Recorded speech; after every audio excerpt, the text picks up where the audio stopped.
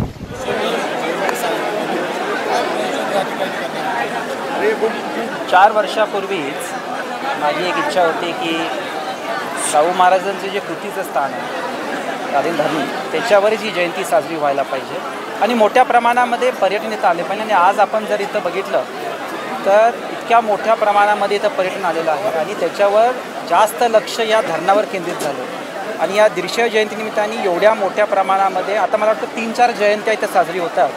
माझ्यासाठी अभिमानाची गोष्ट आहे की शाहू महाराजांच्या कृतीच्या भूमीवर आपण ही जयंती साजरी करतो.